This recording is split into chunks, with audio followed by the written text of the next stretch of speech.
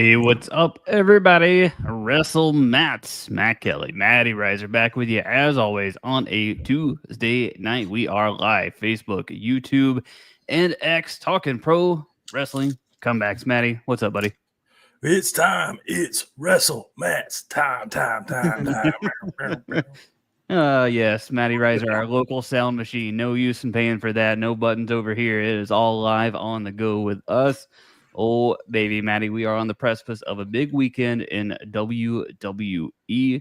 Saturday night main event, and hypothetical, it is, or in, so we think it's Goldberg's last match, and then we also got Evolution number 2, which brings us to our quick count topic of the night. We'll just get right into it, buddy.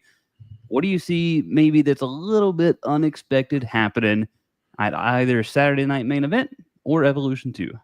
The thing that I really want, first off, can we talk about Evolution for a second? Yeah. What is going on there? The tickets aren't selling. They have events, I guess, a venue Beyonce concert going on across the street.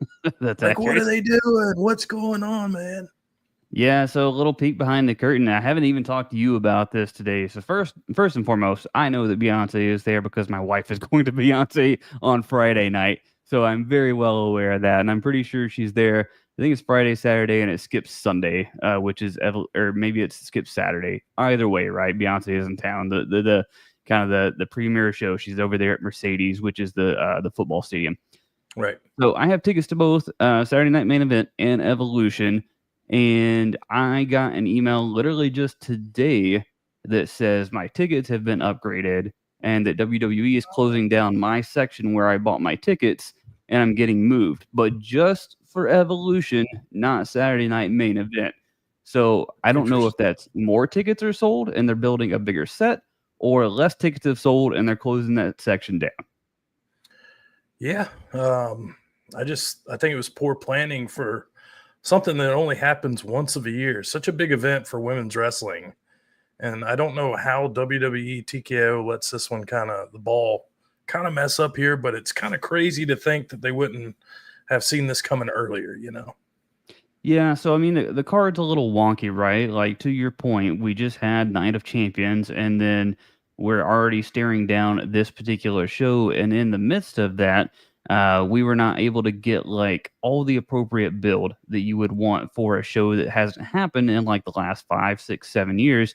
We just saw last night on Monday Night Raw that Asuka and Kairi Sane are back together as a tag team, and Adam Pearce basically just said, "Here you go, you're in this tag team title match," which I thought was odd. So that's like kind of how the build is working, and that might be why it's just not, feeling as big as it should feel heading into it. Yeah, and I mean, the matches aren't bad. You got Stratus Stratton, you've got Ripley Sky. I mean, there's some big time matches here. Maybe a surprise. I could see maybe, Jordan Grace beating JC Jane for the title here. I don't know if that's a surprise, but it seems like this could be the move to make. Just kind of all you've invested in Grace. I think this would be a perfect moment for her, especially at the Evolution pay-per-view. Yeah, I mean, if you're talking wanting to show off the future of the main product, I think perfect place to do it and to feature Jordan Grace. So I'm right there with you on lockstep. I think that's almost one of my expectations over the coming weekend is that Jordan Grace is going to be the new WWE NXT Women's Champion. I also think there's a possibility that, we'll save the Rumble a little bit maybe for reviewing it next week, but it's just that Rumble feels especially thrown together for Evolution specifically because Nikki Bella was supposed to have that match in theory with Liv Morgan. Liv Morgan gets hurt. They have that the Nikki Bella vignette or promo package, whatever you want to call it, last night, and it's basically just her entering that Rumble. And so I don't see Nikki Bella winning it. There's a lot of it just feels like they didn't know what to do with everybody else, so they just stuck him in the Rumble. Yeah, and then what do you think about the Cargill Naomi? Do you think we get some Bianca maybe plays a part in this match, or is that something maybe they hold on down the road? I could actually see Bianca being the one to come back and win the Rumble, to be honest with you. That's probably where I end up Okay. sticking with Bianca because you still have some you need some firepower, I think, for that Rumble to be Right. had. I think that's a good place as we're talking pro wrestling comebacks tonight. We haven't seen Bianca in a hot minute, and I think that's a good Right. place for her to come back. My other take on Evolution, and this is just in watching Monday Night Raw last night. I honestly, with the way that the card is for Saturday Night Main Event, I don't have a big upset prediction, spoiler, comeback, anything like that in that nature. It's all directed towards Evolution. But after watching the segment with Bailey, Lyra, and Becky Lynch last night, I think I think they're gonna have to steer in a new direction with Lyra Valkyria right now. I think she's taken a step back in terms of in promos, specifically in promos. And I think Yeah. that was evident with Becky Lynch and Bailey both on the microphone. And you just see there's a gap in talent, right? So I Yeah. think they have to figure out something to do. And there was a little bit of a mention from Becky when she said, "Hey, Lyra, you didn't bother to hesitate when I called for that match." So I know that Becky and Lyra had their feud and had their differences, and that this is a triple threat match. But my weird kind of off the wall prediction is that we get a Lyra Valkyria heel turn that helps Becky retain in that match. Interesting. I mean, maybe it'll help her character. I mean, at this point, like you said, her promos are shit. So I think it something's might got to help her get change. off. Yeah, I think it might help her get off the mic and just have Becky Right. cut the promos and be there as kind of the wing woman to Becky while she has this Intercontinental title run. They'll have some explaining to do if that's the route they take, but I think they can get there, and I think they can protect Lyra in the process, and then hopefully she can kind of learn from Becky with these promos, take that pressure off, and then just perform in the ring. Yeah. I mean, it makes sense. I mean, being, like we said, we saw how good she's done with Becky. Yeah, Why not somehow keep her involved and keep her growth? It's a perfect idea. Saturday night's main event. Let's talk that for a minute. sure. Do we think with the, little Easter eggs about Roman Reigns that this might be the night that he returns and sets up some kind of feud for SummerSlam, or is that premature, you think? I don't think it's premature. I think I'm still trying to figure out how they are treating Saturday night's main event. And I think up until the last one, we had kind of said, look, it's just kind of a bit of a glorified house show that they're having and putting on to a different audience there with NBC, right? And so if they continue with the trend of the last one and making it feel a little bit more like destination TV, I can see that being a place for Roman Reigns because you have two top stars in there. How do you figure out a way to protect Seth Rollins, protect LA Knight? Neither of them really need to lose in this situation. Maybe it is a Roman Reigns comeback. Yeah, just going to keep us guessing, make it more must-watch TV. That's what's fun. But yeah, what a great weekend you're going to have. You're going to be at both of these Saturday and Sunday. There's going to be a lot to talk about next week on the podcast for sure. Yeah, for sure. There is definitely going to be some sort of major storyline coming out of this, and I think a lot of people probably expect Rhea Ripley with the way they were kind of going on with her last night to maybe be world champion again and finally beating Io Sky. It would be tough to think that Rhea is 0-7, 8, whatever it would be to Io Sky at that point. So, yep, we'll see what happens with the Rumble and what else might get added, and that's basically the biggest reason why we're not doing a preview show for either of these is the card just isn't completely filled out for either of these, but we'll definitely talk about it more and see what we get out of it next week. So, all right, Matty, you want to talk some comebacks, buddy? Yeah, absolutely, dude. Pro wrestling returns, comebacks. This is what everybody loves about wrestling. It's just the surprises, the shock and awe. As you see the little graphic for tonight, dude, it's just time after time. This makes you fall in love with wrestling all over again. And I'm great we get to talk about returns, and not only returns and surprises, but different styles and just if it works, if it doesn't work, what makes it. It's going to be a great show tonight. Yeah, so that's actually one of the first things that I wanted to talk about is kind of the style of the comeback and like what is your if we had to play keep trade cut, if you will, for a minute, do you like having the vignettes? Do you like it as just a surprise? Do you like the one-offs with the legends that like the Rumble? There's just so many ways to go about it, man, that like I do love when there's some vignettes and some mystique to it. But then all of a sudden, when you get a surprise like you did, and you see it in the graphic there with either CM Punk or Edge, Yeah. I mean, it just knocks your socks off in a completely different way, and it makes wrestling have those really big, feel special moments. When I think that's key right now is the vignettes are sweet. Like I think that's more how you promote a new superstar, kind of a debut. I think it's a good gets you ready, gets you in the vibe already. But for a return, man, I don't want to know anything's coming. I just want to be hit with it. Like that's why we've been reviewing these SummerSlam matches. And there's so Yeah. many times there's a shocker at the end, and it's just like you don't see it coming. And that's what makes wrestling so special. Is I love the surprise. I love being caught, in the moment. And I think that's one of the greatest parts of wrestling. You can kind of just suspend your belief into it and just, you're like a kid again.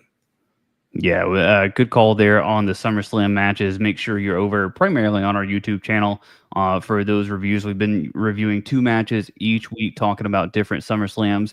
This week we're going to have John Cena versus Daniel Bryan for the WWE Championship, and then Christian against Randy Orton for the World Heavyweight Championship. And man, both of those had some had some things that I didn't. Oh my goodness, a kitty.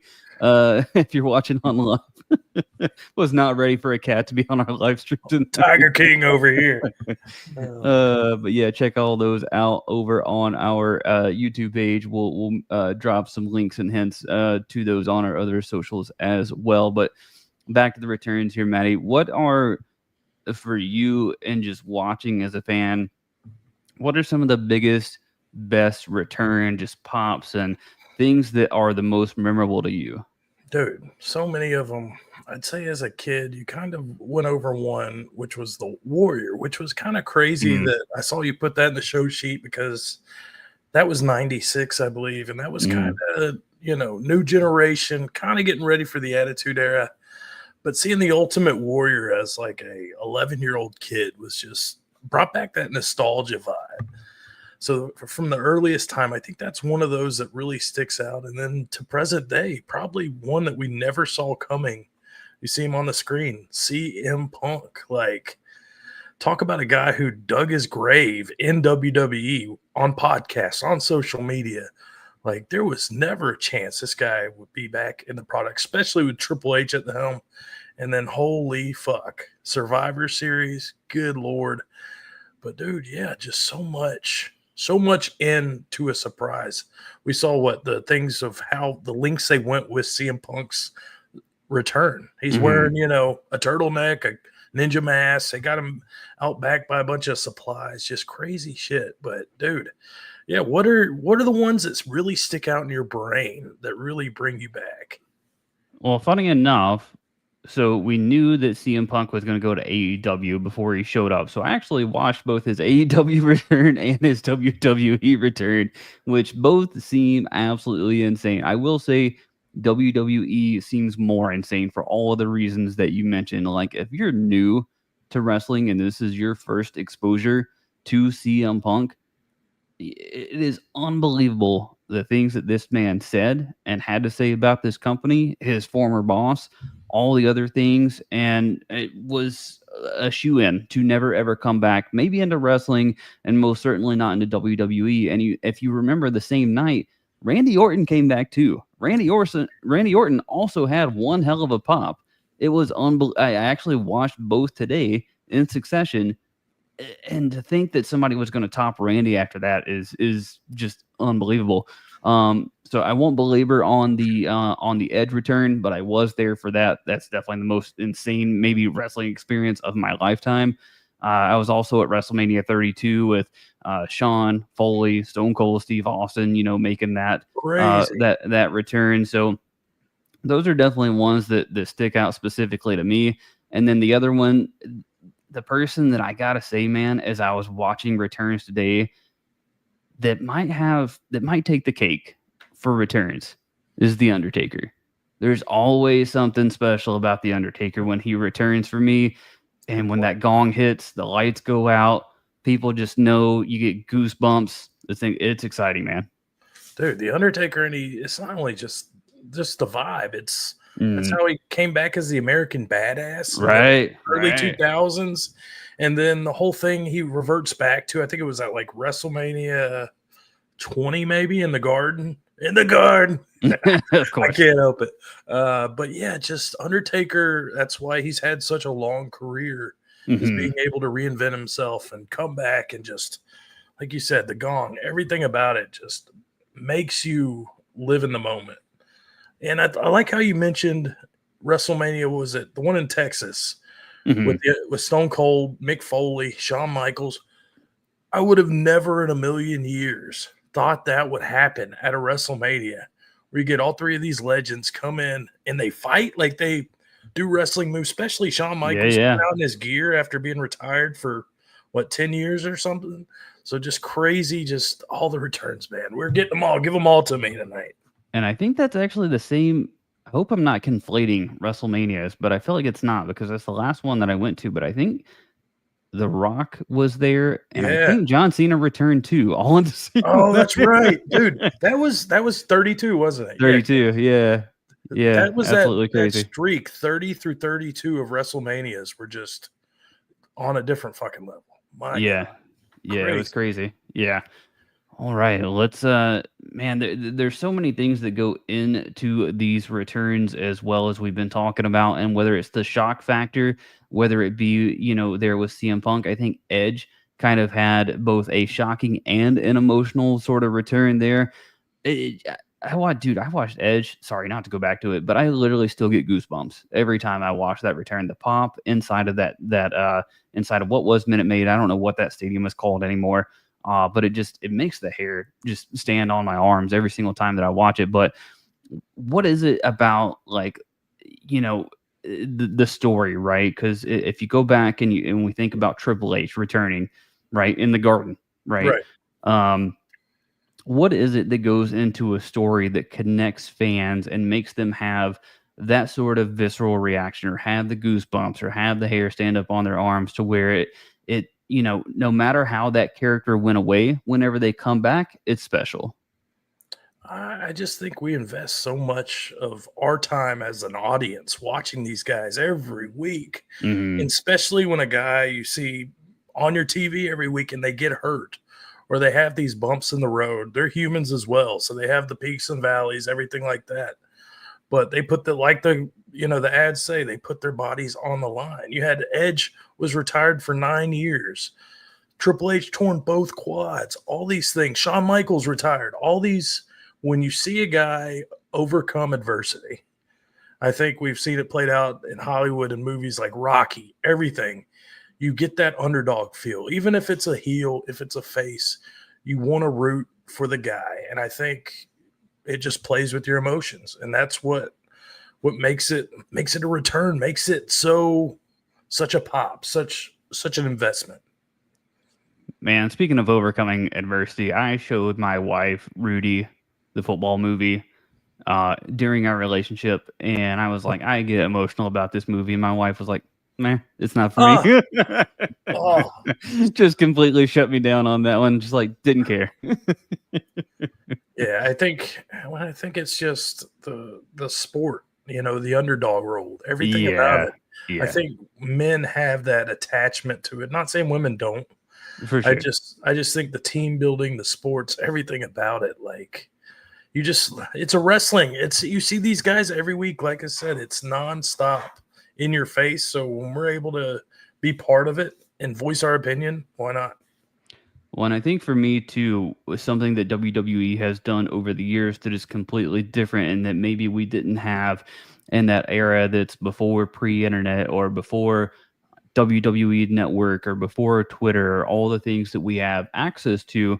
But one of the things that has made me more invested in talent and seeing these comebacks are maybe like the WWE 24s or the things that follow them around for like the year after and show everything that they went through and what it took to get to that point. So, for as much as folks sometimes don't want to spoil kayfabe and they want to keep that sacred and they kind of want to keep it back in the 80s or the 90s or something like that. And I totally get that take for so many other things, but specifically for this and seeing someone like an Edge, or hopefully, if one day Big E gets there, the Daniel Bryans, the Triple H's with the torn quad, all this sort of stuff where they have to overcome all of this, not just to, not just to come back, but to come back better. Because you can't, that's the thing about a comeback too. You can't just come back the same. You got to have something to prove when you come back as well. Yeah. It's such an emotional roller coaster. And WWE has all this content, all these cameras, all these peek behind the curtains. And we live in the age now where we're consumed by documentaries. We're consumed by behind the scenes dirt sheets. Yeah, give us all of that. I want every single peek behind the curtain I can have, because I know when it's bell to bell, I'm still fully invested in the story. So yes, give me all the build up. Get me to that final chapter of the book all day. Do you feel that same way about? Let's talk about two guys that may be off screen for a while here soon, and that's Cody Rhodes and Roman Reigns. They're both cast in the new Street Fighter movie. This much we know. So it seems like there's a good chance that these guys are going to take time off. Are you equally as invested in them coming back and their returns when you know it's for Hollywood?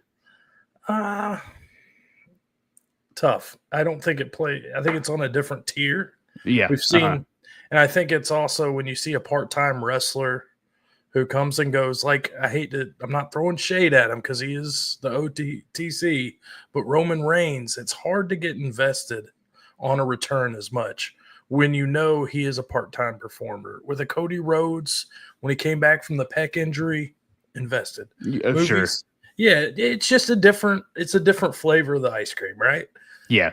When they're a way to record a movie is a whole different thing than a Kevin Owens neck surgery. So yeah, it's definitely got to taper it down quite a bit, I think. Yeah, I'm right there with you, though. I'm very happy for them and other talent and opening those doors for them to be able to get out and go do those things. I'll probably go see the movie now. But to your point, when they come back, it's just not quite the same. Like I'll miss them on the WWE screen and the product for sure, and I'll be happy when they return. But yeah, it's not going to level up to a to a CM Punk or anything of that nature. But all right, Maddie, let's kind of shift gears just a little bit. Let's talk about maybe some folks that have been away from WWE, and let's just see, maybe there's some ones that didn't quite go as well or didn't quite go the way that we thought. And I think we have seen this both in the Rumble. We've seen this as folks that are brought back and we're not quite sure why. Who are some folks that just, it didn't quite work out, man?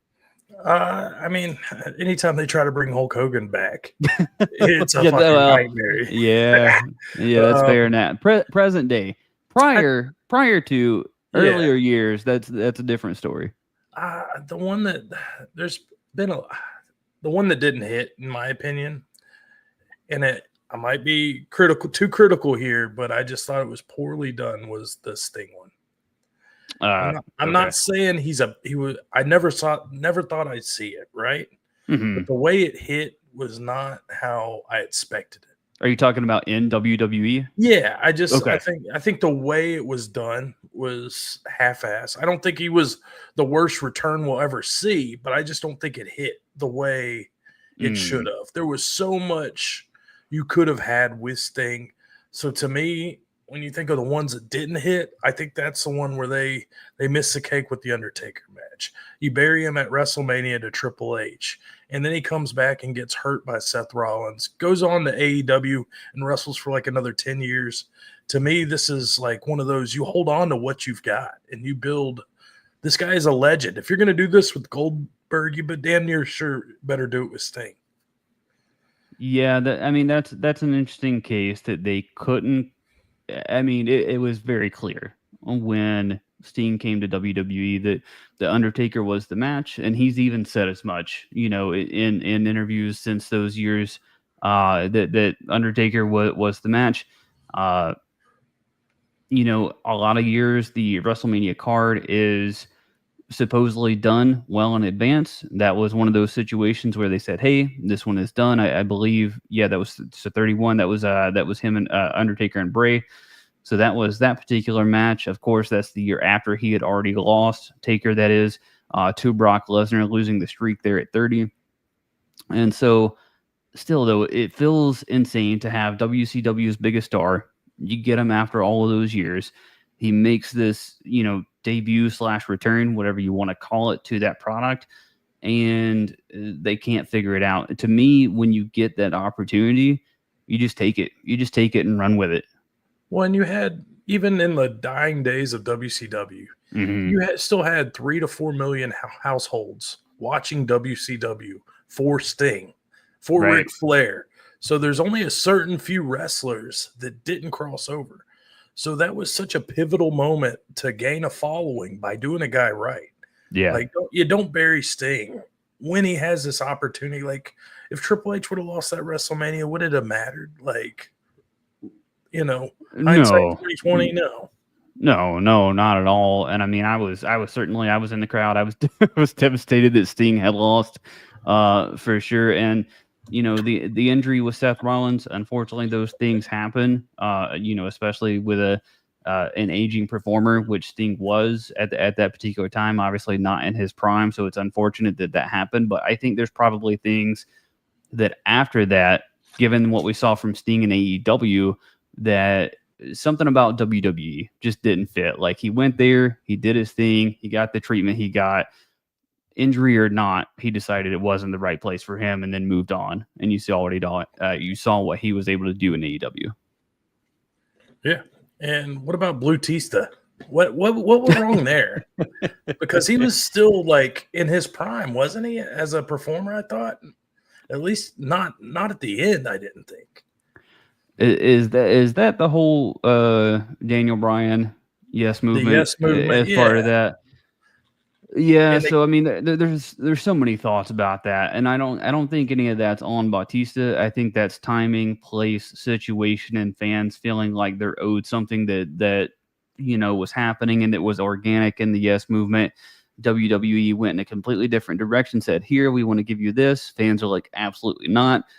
And I think that was truly just wrong place, wrong time. I think if he's in a completely different feud, that never happens. right. Yeah, because Yeah. Evolution was the whole time with Evolution was kind of brewing. So when you're looking at it with your, glasses in 2025, you're looking at this Mhm. this is 2014. So obviously we don't remember a ton of it, but I don't think the WWE product would have hurt by having him and Evolution. Maybe the Yes movement was just so, going buck wild that was kind of put a damper on that. Yeah, I think that's what it was. I wish for this episode I would have went back and looked more at, kind of the WCW invasion, if you will, Oh, and folks showing up on Jesus. WWE television for the first time, because talk about sink or swim on debuts or returns or whatever you want to call it, because there was obviously talent that had been in WWE before: Hogan, Nash, Right. Hall, guys like that. Obviously, you have NWO that you think is going to be a huge thing once they're on WWE television. I wouldn't say they were nearly as big in WWE as they were in WCW. Same thing with Goldberg. You just have an endless list there. And it just goes to show you that audiences, for as much as they are alike, they're also different. And so you can't just bank on the return factor, the surprise factor. You got to build with that surprise as well. Oh yeah, it was. I mean, dude, I think WWE killed WCW too with the way they booked Mm. them coming into the territory or coming into WWE. Here I am, old school, baby. Yeah, just crazy shit, man. Yeah. It's wild to think about. We're talking 20 years ago, but still. Yeah. Yeah, for sure. Who are some returns, Maddie, that are still out there lingering, that still have a chance to come back to the WWE product? And they can either have been in WWE or not. But who is somebody that you want to see, make an appearance Yeah, I or mean, make a run? you know who I want, the Beast. That's who Okay. I'm gnawing at the bone with, because I think he still has another good run in him where he can put up those upper echelon talent. You can still get a lot of good feuds out of Brock Lesnar at the top of the mountain. I think he would be ultimate face or bad guy for a lot of the talent right now. Can you tell me of anyone that doesn't want to see a Brock Lesnar Braun Breaker stare Oh, down? oh, all of it, man, all of it. And I dude, mean, and I mean, I hate to be. I know they weren't doing anything with Edge, and I think that's been another yeah, issue. Is they bring back legends and they don't do a good job of how they use them. I don't know yeah, if you maybe those are the guys you put on the part-time schedule. That hmm way you don't have Rey Mysterio wrestling every Monday Night Raw sure. and kind of water down, depreciate their value at least. But that's kind of what, or the Kurt Angle. Geez, we can talk about Oh, that. I didn't even think about that one. Jesus yeah, that's the Christ. one, man. That's Oh, the one. That's the comeback that yeah, did not go well, did not go right. that was bad. To no fault of Kurt's, quite frankly. No. For me, in terms of comebacks and folks that I would like to see come back to the WWE product, Tony Storm is pretty close to the top of my list, but I would like it as her current AEW iteration. We're getting a little bit of that with Blake Monroe there in NXT, formerly known as Mariah May. There's a little bit of that character kind of rubbing off there with the glamour, so you're getting a little bit of that. But Tony Storm is doing fantastic work in AEW, and she was just kind of victim of circumstance, timing, all that sort of stuff as well. Mercedes Monet, obviously, Sasha Banks, would love to see her back. And then the last one that I'll mention was somebody that I think has just done too much good work for too long now, out there busting his ass on the indies, and that's Matt Cardona. Makes sense. I mean, Yeah, I think all of those, especially Tony Storm, man, like yeah, her character work is on a different level. And I think it's so different than anything anybody else does. hmm So to me, she goes top of the card right away. And it's one of those that's tough because you see how WWE uses talent. We're seeing that with Rusev. Like that one to me is like shit in the bucket. It sucks.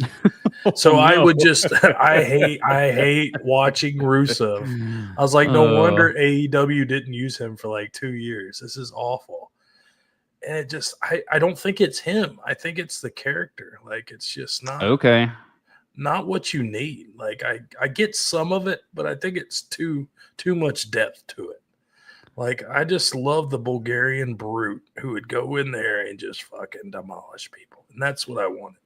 Do you think it was better with Lana? Oh, yeah, absolutely. Okay. All right. Kind of the same thing with Andrade. Better with Zelina Yeah. because Or that's even carrying Cross with Scarlet. I think it adds a different yeah, dimension. yeah. So I mean, and that's another one that hasn't quite panned out since he came back, right? Andrade in the Right. same bucket there as Rusev. Clearly, both talented guys in the ring, but I don't think the audience has invested in either of them since they've come back. Yeah, not at all. I think and that's the thing. Like once you're kind of gone, not gone, you come back and you get that check, right? hmm But creatively it sucks. So I don't know, like, what is for as a wrestler, like, do you want to be just stuck in this purgatory in the WWE, not being used right? Or do you mm want to be on the indies? And maybe that's where, like, a Matt Cardona, obviously, he wants to come back to WWE. Right. You see the success he's having just on the independents. hmm And it's definitely a lot more work, but he's having a lot more success than he ever had in the WWE. Yeah, that kind of goes back to one of the questions that we did as one of our social media things last week of like, do you want to be the WrestleMania main event loser or do you want to be the Royal Rumble winner? Do you want to be the sixth man coming off the bench or do you want to be the star player but on a losing team? It's that yin and yang, Right. effect sort of deal. So yeah, man, I hope they step it up with Andrade and with Rusev and figure it out. It's it makes me wonder too how we just saw Trish Stratus come back. We mentioned it there at Evolution, having the title match against Tiffany Stratton, and it feels like Trish is in that category where she's going to be beloved no matter when she comes back and how it is. But then you see Goldberg, right? Ugh. And this Gunther feud, and people are not necessarily all the way on board. And then you see Nikki Bella come back, and people are like, they were okay when it was with Liv Morgan. I think people are maybe going to try to get behind it, but now that it's the Battle Royal, I think that's lost a lot of steam. Like they just found they literally said there's nothing else. There's no one else for Nikki Bella somehow that she's just going in to this Battle Royal. So. I, I like it's comebacks are beautiful, but they're so damn delicate, man. They're so damn delicate. It has to be just has to walk that tightrope. It has to be right.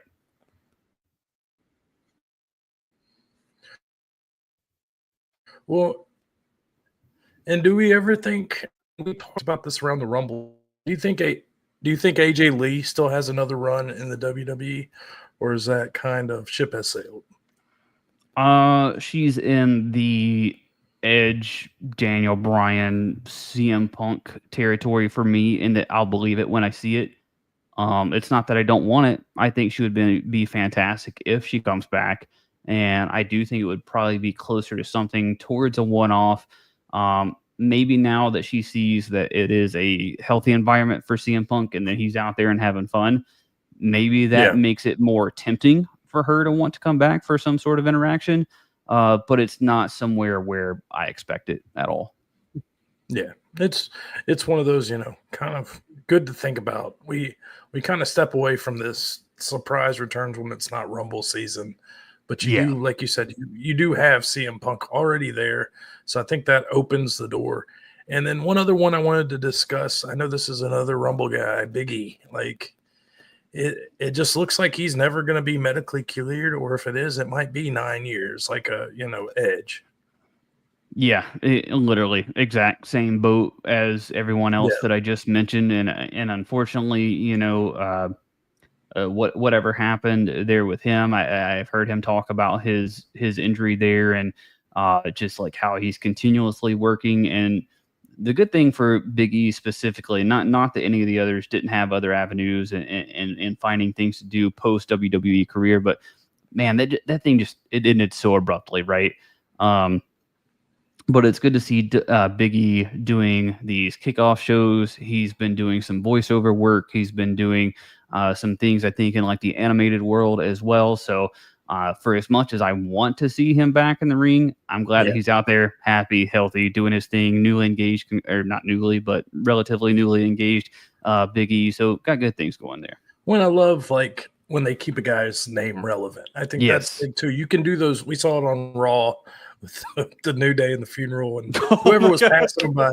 How good was that shit? Jesus, you killed the I tag division. I Oh, would, dude. I was almost in tears on Raw watching them there in their veils, and oh man, the I New Day swear, is so good right every now. time I see New Day, they get better and better and better. Yeah, And dude, now as far as the greatest tag team of all time, they're right there, man. Like they're you know, so we freaking would good. we would be remiss as well if we're sitting here talking about the New Day on a comeback show, dude. The Hardys coming back with the New Day, Oh, kind of like teasing them out there at what WrestleMania yeah, 33, whatever Orlando. Orlando was with the crazy Yeah. stage. But that comeback, like, there's a good chunk of the crowd that knew it was coming.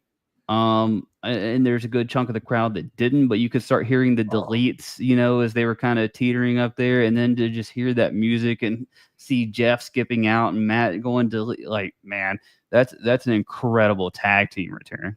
dude, so good. That was, yeah, that's as far as WrestleMania moment, you've got that with Cody Rhodes, but damn, the Hardys coming back, I think it was like Mm. perfect timing. They're still in their prime. Definitely up there. Oh, that's a good question. Best WrestleMania return. Hmm, that's a good one. I I think don't it's know got off to the be top of Cody. my head. Yeah, Cody came back and just the reinnovation of yourself too, like Yeah. perfect. Like you become yeah. I mean, dude, main event. What was that co-main event? Like I don't know that it was that's how you co-main come back as event. a pro wrestler, right there. Yeah, I don't know if it was co-main event, but I mean, it was heavily teased and Yeah, spotlighted. There was Seth, and I mean, all the kudos in the world to Seth Rollins for basically carrying that feud on his own all the way up to WrestleMania, because Cody wasn't on screen until he got back to WrestleMania. So that's absolutely wild. yeah,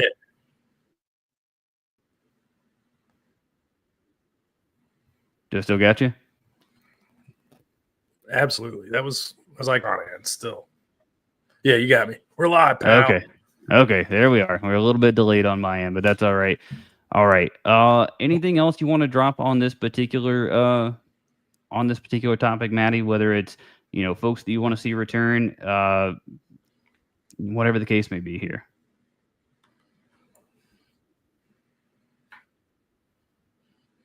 Yeah. Sorry, my internet's cutting out a little bit. Give me a second. Were you talking? Sorry, I lost you for a minute. What'd you say? No, you're good. You're right there, basically on the topic, more or less. Is there's anything that you want to add on, or somebody that if you were to bring them back, how would you want to book them? Oh, yeah. Yeah, I'd like to see Dean Ambrose at some point come back Oh, to okay. WWE. With how much everybody hates Seth Rollins, I think it would be a perfect little, even if it's a one-off or a few. Do you bring him back as Dean Ambrose, or are you going to bring him back as John Moxley? Oh, probably John Moxley. I think that would probably be his stipulation for coming back. I think that would be really, really interesting to bring back we saw it a little bit in TNA, right? With Fandango coming back as I think it's Johnny Curtis or something like that. We've seen it a couple other times, but to bring someone back that was so notable as Dean Ambrose to have been world champion and then to bring him back as a completely different character. I mean, grant you, we've seen Oh, people shift characters, but like to go off to a different company and then just be completely reintroduced back in as John Moxley. It seemed kind of the same deal with if you reintroduce Zack Ryder as Matt Cardona. I think that's really, really interesting. yeah, that's a good topic too. Like, do you use because I mean, I wouldn't know who Fandango was without that Fandango Right, name. right. So it adds, WWE audience is huge. So Yeah, absolutely. And I think where I would go is I would still yeah, it's hold out. crazy. I think I would still hold out some sort of hope with Mercedes coming back and us eventually getting the four horsewomen because, you know, uh, we've talked about it before. Is it necessarily as hot as it would have been 5, 10 years ago, whatever the case may be? Certainly not. But if you get a chance while folks are still active to make a big main event like that happen, I'd like to see it happen. However, they got to try to get Sasha Banks back for one more run. Mercedes Moné, uh, introduce her however you wish, but I would like to see her in there mixing it up once again with those ladies. Yeah, I'd love that. It's just crazy that her and Naomi would walk out as tag Oh my champs god! and just yeah, such a crazy fucking bold move to do Yeah. in the WWE. Like that just shows the cojones you have. But yeah, crazy. I'd love to see Monet back. All right, that is going to wrap us up for this particular week in talking about pro wrestling comebacks. Unless you got anything else to add, Maddie. Nah, man. Sorry about the spotty service this week, guys. Just a little bit of internet's down. I don't know what's going to dial up or whatever. But yeah, check us out on all socials. We're here kicking ass and taking names every single Tuesday. Can't wait for Saturday night's main event and Evolution, baby. Yep, find us on Facebook, YouTube, X, AOL, Hotmail, chat rooms, wherever Uh, you want to find us at Wrestle Matts across the board. We're here pretty much every single Tuesday at 10 Eastern, 9 Central. Enjoy Evolution. Enjoy Saturday night main event, and we will see you next time.